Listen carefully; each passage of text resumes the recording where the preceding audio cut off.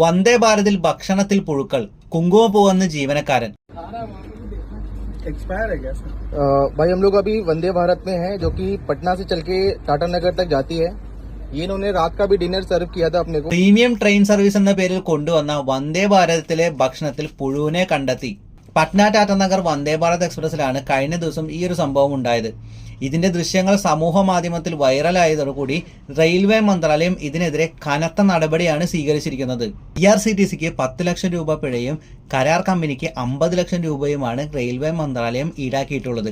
ഇതിന് പിന്നാലെ കരാർ കമ്പനിയെ ഈ ഒരു ഫുഡ് സപ്ലൈയിങ് എന്ന് പറയുന്ന പരിപാടിയിൽ നിന്നും പൂർണ്ണമായും ഇല്ലാതാക്കുകയും ചെയ്തിട്ടുണ്ട്. പുഴുവരിക്കുന്ന ഭക്ഷണം കാണിച്ചു കൊടുത്തപ്പോൾ അത് പുഴുവല്ല കുങ്കുമപ്പൂക്കളാണെന്ന് റെയിൽവേ ജീവനക്കാരൻ പറഞ്ഞു. ഇതിന് പിന്നാലെ വലിയ രീതിയിലുള്ള തർക്കമാണ് ട്രെയിനിൽ നടന്നത്. പിന്നാലെ റെയിൽവേ പോലീസ് എത്തി തർക്കം പരിഹരിച്ച് ഇതിലെ മുഴുവൻ ജീവനക്കാരെയും സസ്പെൻഡ് ചെയ്തതായി അറിയിച്ചു.